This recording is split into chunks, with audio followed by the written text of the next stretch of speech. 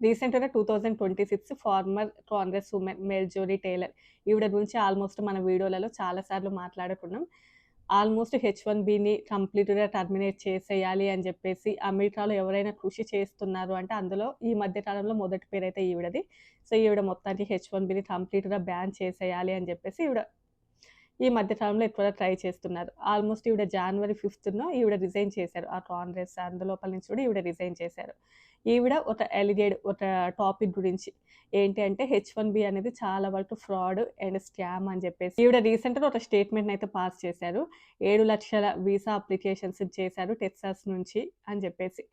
7,00,000 visa applications అంటే చాలా మందికి అనుకోవచ్చు. అసలు హెచ్-1బీలు ఉండేవే 85,000 కదా! అసలు 7,00,000 అంటే అది చాలా పెద్ద స్కామ్ అని చెప్పేసి. అండ్ చాలా గూడా. యాక్చువల్‌గా ఈవిడ వెరిఫై చేసి చెప్పింది కాదు. అదొక వెరిఫైడ్ వీడియో. అంటే ఫర్ ఎగ్జాంపుల్ చెప్పాలంటే ఇన్‌స్టాగ్రామ్ అక్కడ ఎవరో ఒక సోషల్ ఇన్‌ఫ్లుయెన్సర్ అంటే ఒక ఇన్‌ఫ్లుయెన్సర్ చేసినటువంటి వీడియో అంటే ఫర్ ఎగ్జాంపుల్ నేనెలా అయితే వీడియోస్ చేస్తుంటానో, అలాగే ఎవరో ఒకరు చేసినటువంటి వీడియోని బేస్ చేసుకొని, ఆ వీడియోని సమర్థించుకుంటూ ఈవిడ చెప్పినటువంటి స్టేట్మెంట్స్ అవి. సో, ఈవిడ అంటే రెక్టిఫై చేసి ఈవిడ చేసింది కాదు కానీ, ఆవిడేంటి అంటే ఆ వీడియోని బేస్ చేసుకొని అదొక అన్‌వెరిఫైడ్ వీడియో. అది వెరిఫై అయినటువంటి వీడియో కాదు కానీ, అలా ఒక ఇన్‌ఫ్లుయెన్సర్ చెప్పిన దాన్ని బేస్ చేసుకొని ఈవిడ చెప్పారన్నట్లు. అవును నిజమే 7,00,000 వీసాలను ప్రాసెస్ చేశారు ఇన్ టెక్సాస్ అక్కడ అని చెప్పేసి.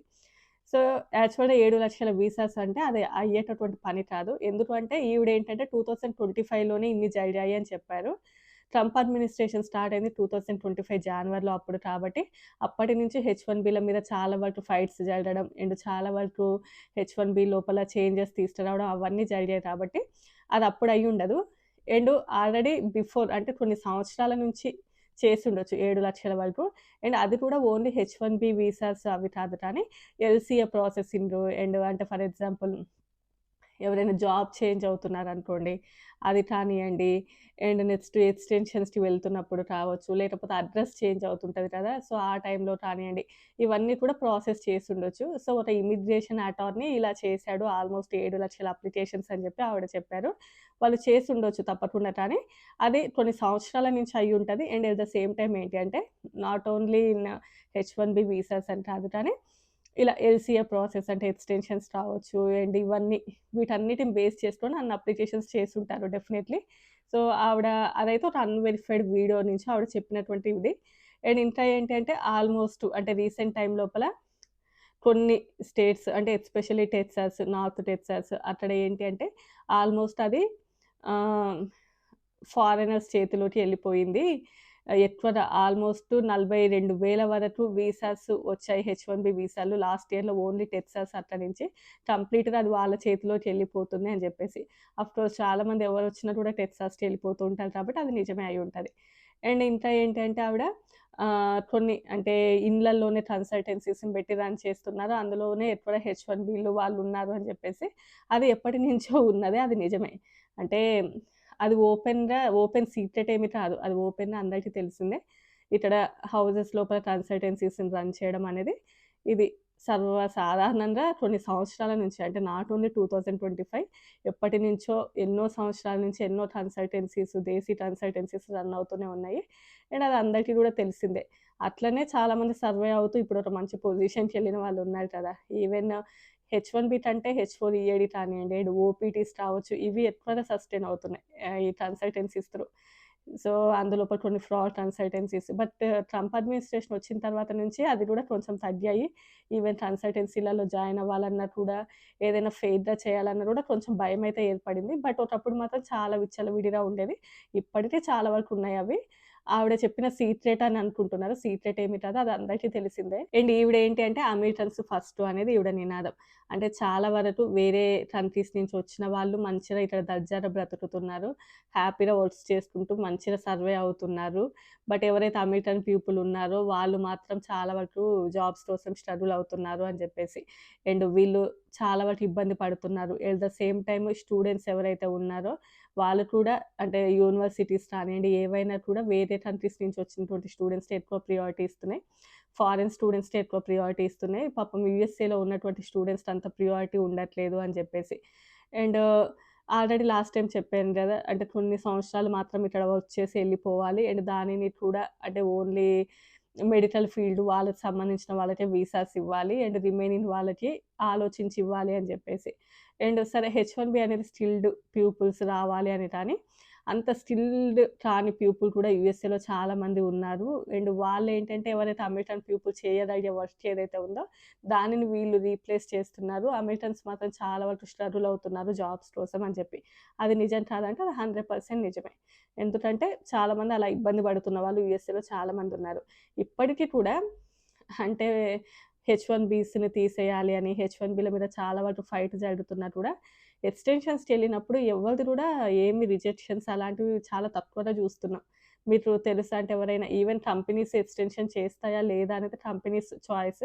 వన్స్ ఓకే ఎక్స్‌టెన్షన్ చేద్దామని కంపెనీస్ అనుకుంటున్నప్పుడు డెఫినిట్‌గా అక్కడ యాక్సెప్టెన్సే చూస్తున్నాం. ఇప్పటికి కూడా ఎక్కువ శాతం రిజెక్షన్స్ అయితే చూడట్లేం.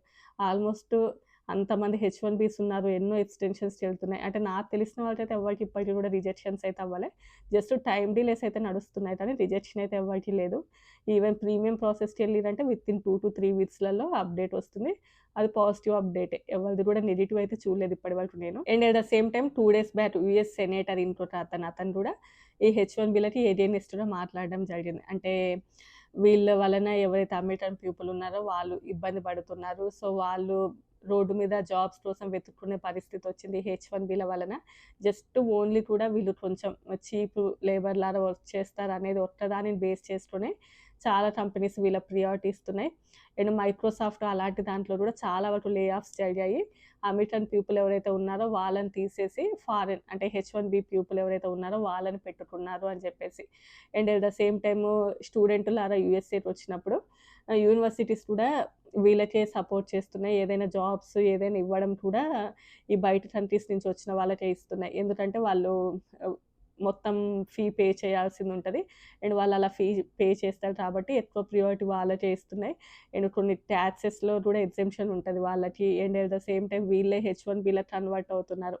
అంటే స్టూడెంట్స్ లాగా వచ్చేసి వీళ్ళే H1బీ‌లకి కన్వర్ట్ అవుతున్నారు. వీళ్ళే గ్రీన్ కార్డ్ హోల్డర్స్ అవుతున్నారు. అండ్ నెక్స్ట్ వీళ్ళే సిటిజన్స్ అవుతున్నారు. ఇంకా మొత్తం కూడా ఎవరైతే వేరే కంట్రీస్ నుంచి వచ్చిన వాళ్ళే మొత్తం ప్రియారిటీ తీసుకుంటున్నారు అమెరికాలో. పాపం అమెరికన్ పీపుల్ ఎవరైతే ఉన్నారో ఎన్నో సంవత్సరాల నుంచి ఉన్న వాళ్ళు ఎవరైతే ఉన్నారో వాళ్ళు మాత్రం చాలా వరకు ఇబ్బందులు ఫేస్ చేస్తున్నారు ప్రెజెంటు. సో, దీని మీద కొంచెం గట్టి యాక్షన్స్ తీసుకుంటే బావుంటది అని చెప్పేసి.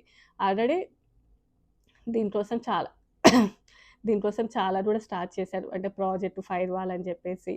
And at the same time యూఎస్ఏలో కొన్ని లాస్ ఉంటాయి. అంటే ఎవరైనా కూడా జాబ్‌కి అప్లై చేసినప్పుడు అంటే నువ్వు అంటే H4EAD అని చెప్పేసి నీకు జాబ్ ఇవ్వను అనడం, లేకపోతే అమెరికన్‌వి కాబట్టి జాబ్ ఇవ్వను అనడం, లేకపోతే అంటే అందరికీ కూడా ఈక్వల్‌గా ఉండాలి జాబ్ ఆపర్చునిటీస్ అని చెప్పేసి ఒకటుంటది.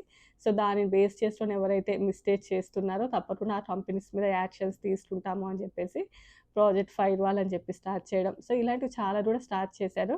ఓన్లీ కూడా అమెరికన్ పీపుల్స్‌కి మంచి సపోర్ట్ దొరకాలి అని చెప్పేసి. సరే అంటే H1బీలో ఫ్రాడ్ అలాంటివి లేవా అంటే చాలా వరకు ఉన్నాయి. అది ఆల్మోస్ట్ అందరికీ తెలిసిందే. అందుకోసమే $1,00,000 అని చెప్పేసి కొత్త దానిని తీసుకొని వచ్చారు. అంటే వేరే కంట్రీస్ నుంచి యూఎస్ఏకి రావడానికి అని చెప్పేసి. కాకపోతే ఇది చాలా వరకు లేట్ అయింది. ఆల్రెడీ ఉండాల్సిన స్టఫ్ అంతా యూఎస్ఏలో ఉంది కాబట్టి సరే ఇంక దాని నుంచి చాలామంది హర్ట్ అవుతారు. బట్ అది రియాలిటీ.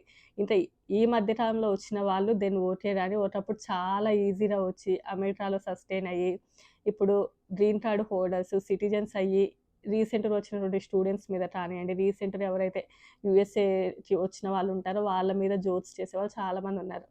అసలు వీళ్ళెట్లా సర్వైవ్ అయితున్నార్రా బాబు! అసలు ఒక అమెరికన్ మాట్లాడినట్టు కూడా అర్థం కాదు. వీళ్ళెట్లా సిటిజన్స్ అనుకున్న వాళ్ళు చాలామందున్నారు. But then okay. అట్లా రన్ అవుతూ ఉంటది. పాపం ఇప్పుడు వేరే అంటే కొంతమంది స్కిల్డ్ పీపుల్ చాలామందుంటారు. యూఎస్ఏకి రావాలి అనే ఆశ ఉండేవాళ్ళు చాలామందుంటారు. సో, వీళ్ళకేంటంటే ఇప్పుడు చాలా వరకు ప్రాబ్లమ్ క్రియేట్ అవుతది. ఇదంతా కూడా ఏంటంటే వచ్చిన వాళ్ళు వచ్చినట్టే యూఎస్ఏలో ఉండిపోవడం, విపరీతమైన కాంపిటీషన్ ఎదురవ్వడం, ఆల్మోస్ట్ అమెరికన్ పీపుల్ కూడా అందరూ చదువుకోవడం, ఈ మధ్య కాలంలో అందరూ కూడా గ్రాడ్యుయేట్ అవ్వడానికి ఇంట్రెస్ట్ చూపియడం వలన అంత పీపుల్ రష్ ఎక్కువైపోయింది. ఆల్మోస్ట్ అన్ని కంట్రీస్‌తో కంపేర్ చేస్తే ఇండియా లోపల ఉన్నటువంటి పిల్లలు అంటే ఇండియన్‌గా వచ్చి గ్రీన్ కార్డ్ వచ్చి సిటిజన్స్ అయిన పిల్లలు ఎవరైతే ఉంటారో వాళ్ళు యూఎస్ఏలో ఎక్కువగా చదువుకుంటున్న వాళ్ళు ఉన్నారు. సో, ఇప్పుడేంటంటే వాళ్ళు నెక్స్ట్ కాంపిటీషన్ లాగా అయిపోతది అన్నట్లు. అంటే ఇప్పుడు బయట నుంచి వచ్చినటువంటి స్టూడెంట్స్‌కి ఆల్‌మోస్ట్ హెచ్-1బీ పిల్లలు అంటే ఇప్పుడు సిటిజన్స్ అయిన వాళ్ళు ఉంటారు కదా! వాళ్ళ పిల్లలు. వాళ్ళు ఇండియన్సే, వీళ్ళు ఇండియన్సే. వీళ్ళు బయట నుంచి వచ్చిన వాళ్ళు. వాళ్ళు ఆల్రెడీ యూఎస్ఏలో ఉండి సిటిజన్స్ అయిన వాళ్ళు. సో, వీళ్ళకి మధ్యన కాంపిటీషన్ ఏర్పడతదన్నట్టు ఇంకా ఫ్యూచర్‌లో. ఇంతే అండి ఈ వీడియో. నచ్చితే లైక్ చేయండి, షేర్ చేయండి, సబ్స్క్రైబ్ చేసుకోండి. Bye bye.